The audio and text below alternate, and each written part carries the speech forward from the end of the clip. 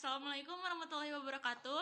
Di sini kami dari kelompok 6 akan menjelaskan statistika mengenai korelasi variabel interval versus skala pengukuran interval. Untuk selanjutnya, mengenai pengertian, rumus, dan contoh soal akan dijelaskan oleh rekan-rekan saya.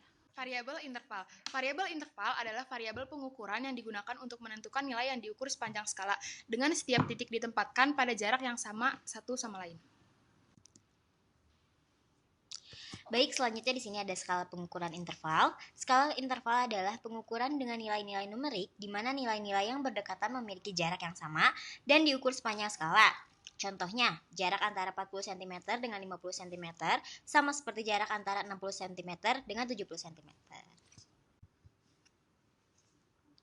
Selanjutnya di sini ada rumus interval versus interval yang bisa kita pakai untuk korelasi variabel interval kepada skala pengukuran interval. Di sini ada n itu jumlah sampel yang ada rata-rata dari X dan rata-rata dari variabel Y juga.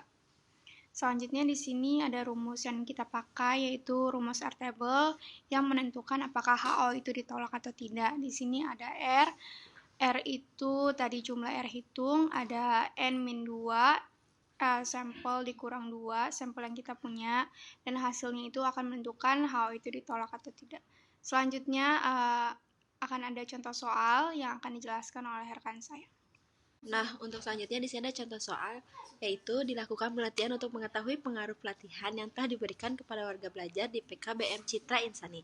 Berikut hasil post-test dan pretest yang didapatkan. Nah, teman-teman sekalian bisa dilihat di sini ada data nilai warga belajar ke-1 hingga data nilai warga belajar ke-10. Nah, untuk tahap selanjutnya itu bisa dicari apakah ada hubungan pemberian pelatihan terhadap hasil tes warga belajar terkait.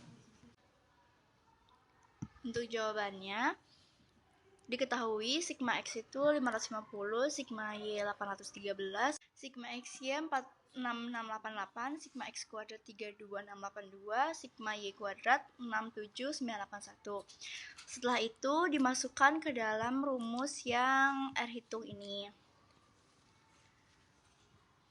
Setelah dimasukkan angka-angkanya, mendapat hasil R hitung itu 0,921. Setelah menghitung R hitung, kita akan menghitung R table untuk mengetahui HO itu ditolak atau tidak. Untuk rumus dari R table ini, yang ini, lalu dimasukkan angka-angkanya, dan mendapat hasil 6,695. Dapat disimpulkan bahwa R hitung itu lebih besar daripada R table, maka HO ditolak. Mungkin sekian yang dapat kami sampaikan. Mohon maaf apabila ada kesalahan. Wassalamualaikum warahmatullahi wabarakatuh.